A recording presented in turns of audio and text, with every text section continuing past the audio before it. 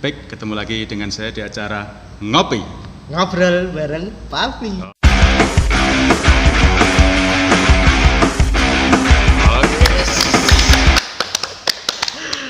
Oke. Di sebelah saya ini sudah ada idola ibu-ibu. Idola ibu-ibu apa idola apa? Remaja kan sudah Pak Slamet. Iya, sembarang kita. Yang penting bisa diidolakan. Iya, penting idola ya. Iya. Pokoknya yang tamu yang datang ke sini itu selalu idola. Luar biasa. Bapak Heri Sukamto, seorang guru matematika. Yes. Pak Heri ini tempat tinggalnya mana, Pak Heri? Sekarang? Saya di Ngemplak. Ngemplak. Ya, Ngemplak itu memang di utara Pati, tapi tidak utara banget sih. Ya, kawasan industri lah. Kawasan Industri. perkotaan ya di Kecamatan Margoyoso. Kalau untuk area kecamatan ya. Mm-mm. Karena memang kan basisnya di sana kan industri tapioka. Jadi secara ekonomi ya memang di Ngemplak itu ya prioritas lah gitu ya. Iya. Bagus lah. Menurut saya itu Margoyoso kayak anomali. Anomalinya gini, sebuah nama kecamatannya Margoyoso, Iya. tapi justru kotanya tidak di Margoyoso. Oh iya, Bener betul. kan? Iya, betul. Di mana tepatnya itu di Kalau pusat kotanya itu ya di Kajen sama di Ngemplak. Kajen sama Iya, Ngemplak, dua terutama itu. ya, terutama Kajen itu karena. Dan nama pasarnya juga unik.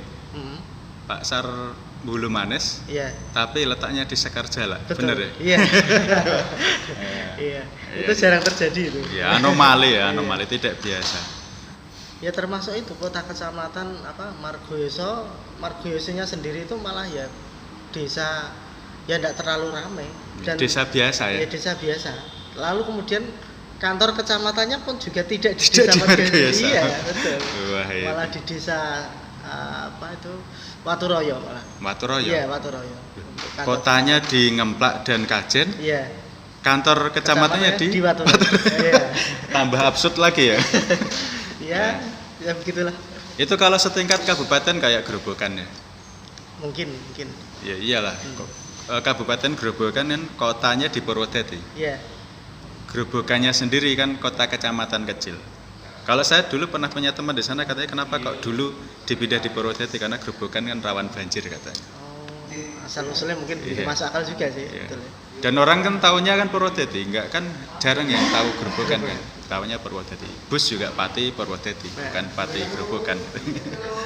Ya, itu jadi ini Pak Heri seorang guru matematika, sekarang tinggal di Ngemplak. Aslinya beliau itu dari Celuak.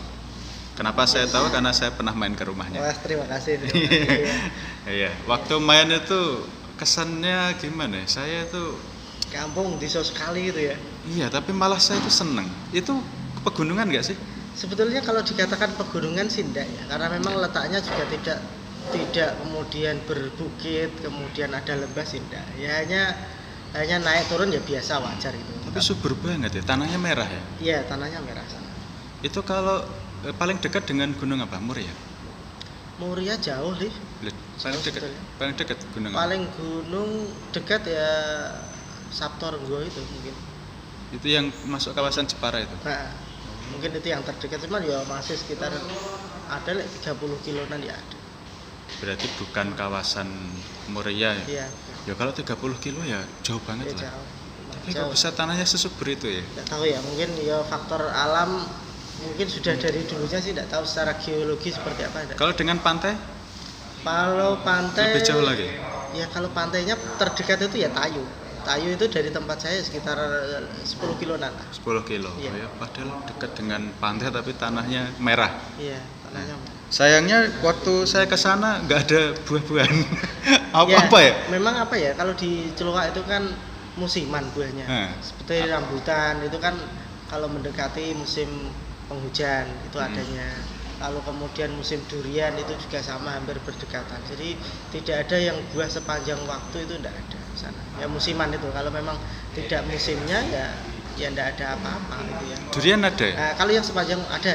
Makanya banyak kalau durian di tempat saya itu malah ya relatif bagus katanya. Katanya banyak buah yang bagus. Cuman sekarang kan buah durian itu kan banyak yang dibudidayakan. Jadi kultur jaringan itu.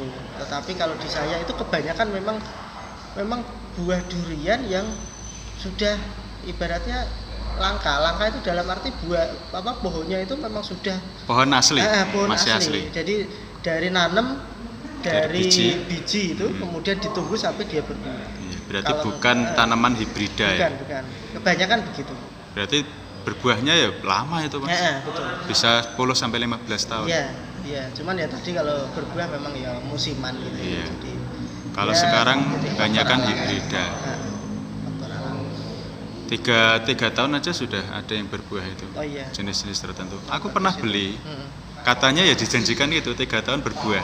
Nyatanya? Tapi karena tanahnya kan ya, saya kan tahu diri kan, tanahnya kan lempung di tempat saya itu, jadi nggak cocok, jadi nggak bisa berbuah. Modut aja nggak bisa. Tapi kalau ini kelengkeng bisa, kan kelengkeng jenis tertentu kan sekarang ada yang bisa menyesuaikan di dataran rendah. Iya. Tapi ya banyak yang nggak berbuah juga sih tetangga-tetangga. Tapi di tempatku bisa, bejo-bejonan sih. Kebanyakan di sana itu ya buah yang jengkol itu banyak loh Mas sana. Jengkol. Iya. Petai gimana? Petai ya juga banyak. Jadi banyak. Jengkol sama petai itu yang kadang orang tidak suka, dan tidak semua wilayah itu bisa tumbuh mungkin ya. Gitu. Ya, iya, kalau di misalnya dataran rendah itu kan tidak mau tumbuh itu. Oh ya enggak. Iya. Benar. Itu jengkol itu banyak di sana. Cuman ya tadi memang musiman. Yang tidak musiman itu kelapa. Kelapa sepanjang waktu itu ada. Matoa musiman nggak? Sama musiman. Musiman juga. Cuma dia kayaknya itu relatif lebih cepat. Itu yang jenis matoa apa kalau di Celuak itu? Merah atau matoa yang? Enggak, biasa yang hijau itu. Hijau kekuningan itu ya? Iya, betul. Ya. Yang bikin saya surprise itu gini. Di tempatnya Pak Heri itu, yang di Celuak, yang aslinya ya rumahnya asli rumah orang tua itu. Jarak satu rumah dengan rumah yang lain itu masih jauh-jauh. Iya. Berarti artinya pemukimannya belum padat. Iya. Dan di sana masyarakatnya heterogen sekali. Betul. Maksudnya saya heterogen dari segi agama. Ada Islam, ada Buddha. Ya. Kristen banyak juga. Ada, cuman kaum minoritas lah. Di sana itu mayoritas Buddha malah ya. Buddha kalau di tempat saya loh ya. Desa apa? Karangsari. Dukuhnya Dukuh Gudang. Ya. Yang Buddha itu di desanya itu apa di dukuh itu? Di perdukuhan. Secara dukuhan perdukuhan ya. Jadi kalau secara umum Karangsari ya memang mayoritas Islam. Cuman kalau di perdukuhan saya, khususnya di lingkungan sekitar saya itu ya Buddha itu. Mayoritas Buddha, minoritasnya Islam dan Kristen. Iya. Tapi saya percaya sudah sejak dulu kala toleransi tetap terjaga. Oh, iya. Bagus kerjasamanya. Selama di Indonesia, di Jawa lah terutama ya toleransi tidak diragukan sih. Iya. Terutama di lingkungan pedesaan kan tetap dijunjung tinggi kan. Bagus, ya. Nah, saya lebih tertarik gini. Dulu kok bisa masyarakatnya bisa terbentuk seperti itu berarti muslimnya yang pendatang ya malah ya. Kan nggak mungkin masuk minoritas asli kan nggak mungkin. Kalau di lingkungan saya mungkin ya. Jadi gitu. Kebanyakan dulu tuh memang mbah-mbah atau zaman pokoknya nenek moyang itu kan mungkin di situ kebanyakan ya memang Buddha. Tetapi karena lambat laun ada yang menikah dengan yang orang Islam, kemudian ada yang pendatang baru orang Islam, dan akhirnya ada perlahan-lahan ya Islam akulturasi ya. Iya, betul. Cuman yang bagusnya di sana itu tadi loh, toleransinya bagus. Kemudian kalau misalkan ada semacam acara-acara keagamaan gitu, misalnya ada hajatan, misalnya ya orang Islam itu katakanlah menjelang puasa begini, itu kan ada acara megengan begitu ya. Itu yang diundang ya tetangga orang muda-muda itu. Ya bawa berkat juga dari rumah apa enggak? Kalau modelnya gimana? Enggak ya, pokoknya diundang, datang nanti kemudian ya ibaratnya bancaan gitu ya, misalnya bancaan bersama, kemudian ya pulang ya bawa berkat. Oh gitu. Berarti dan bancaan. Sebaliknya, misalnya waktu hari raya Waisak begitu, nanti tetangga yang diundang ya berarti ya orang Muslim seperti saya itu kalau waktu dulu itu ya diundang, datang kemudian bancaan begitu, pulang ya bawa berkat sama. Dan itu yang menjadikan apa ya, kayaknya itu ekosistem di sana itu ya harmonis bagus, ya harmonis. Kalau saya lihat sekilas saja sudah kelihatan harmonis itu. Jadi pengen deh merasakan kultur yang seperti itu ya. Oh enggak lah, nanti misalnya suatu saat misalnya pas ada perayaan gitu ya. Saya pengen tahu itu kayak apa. Di tempat saya juga ada Mas, ada kan satu keluarga minoritas Kristen. Ya sama, kita juga menjunjung toleransi yang setinggi-tingginya, enggak kok semena-mena. Jadi misalkan di tempat saya itu ada hajatan, itu orang meninggal katakanlah, kan biasanya kan malam pertama sampai malam ke-7 kan ada tahlilan dan seterusnya. Itu ya dia diundang. Yang saya heran, ya bisa tahlilan. Oh iya. Mungkin karena saking terbiasanya itu. Ya tahlilan ya ikut tahlilan. Berdoa ya mengangkat tangan ya. Ya amin amin itu. Ya saya tidak tahu ya, mungkin kan ya kalau di agama Islam mungkin kan kita tidak diperbolehkan mencampur adukkan ibadah ya. Nah, kalau di sempat dia kan saya juga kurang tahu, tapi dia seperti itu. Dan juga bawa peci, bawa sarung. Bahkan istrinya yang perempuan itu kalau ya namanya orang desa kan sekarang kan mayoritas kalau kemana-mana kan berkerudung. Istrinya itu kalau nyumbang, ya berkerudung. Gitu ya, tidak masalah ya. Iya. Jadi kadang ya sebenarnya nggak ada yang memaksa, cuma dia mengikuti. Dia wujud dari toleransi saja. Dan kita juga tidak pernah serik, bahasa Jawanya kan serik. Kita punya tetangga yang beda, kemudian ya intinya kita jaga keharmonisan. Nah tapi itu kan umum ya, tempat saya kan umum. Tapi kalau di tempatnya Pak Heri ini kan saya sendiri belum pernah merasakan itu. Di mana Islam sebagai minoritas, Buddha mayoritas terus membaur, itu rasanya kayak apa? Yang jelas mungkin excited ya. Dan itu malah bagus, itu memang kan ciri khas tradisi kita. Nah yang pengen saya tertarik gitu Pak. Kalau di Islam kan kalau orang meninggal ada malam pertama sampai 7 kan didoakan. Kalau di Buddha kayak apa ya? Sama. Jadi ada ritual keagamaan mereka sama. Saya yakin ya mendoakan ibaratnya ya arwah yang meninggal gitu ya, supaya ya tenang mungkin di sana. Ada sama seperti itu ada. Ya kalau selamatan ya ada berkatannya gitu, sama. Berkatannya sama. Ya pakai ingkung gitu. Kalau kurang tahu juga ya kalau ingkung ya, cuman secara umum kalau yang tadi ya, yang soal ritual keagamaan, misalnya ada orang meninggal itu kan yang diundang kan hanya komunitas saja. Tidak semuanya. Tidak semuanya. Kecuali kalau memang misalnya ada acara mendirikan rumah, ada apa? Sambatan.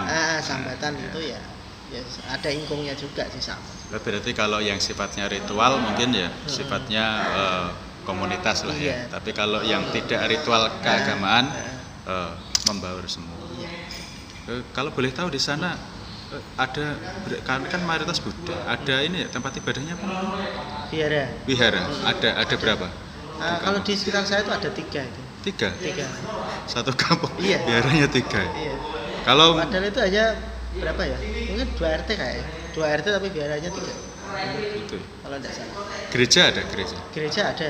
Ada berapa? Setahu saya ada 1. Yang GITJ ya, Gereja Injil ya? Saya kurang paham ya. Pokoknya baru Pak. Terus kalau musolanya ada berapa? Kalau musolanya ada 1 Pak. Di sekitar saya itu ada 1. Hanya ada 1. Nah itu kalau misalkan hari ada 2 deh, ada 2. Kalau Buddha itu ritualnya per hari apa sih? Tiap hari apa? Kalau beribadah di wiharanya? Hari Minggu kayaknya. Hari Minggu juga? Itu pas Minggu siang gitu musola adzan. Yang di gereja khotbah. Di wihara apalagi gitu. Macam-macam gitu. Iya betul.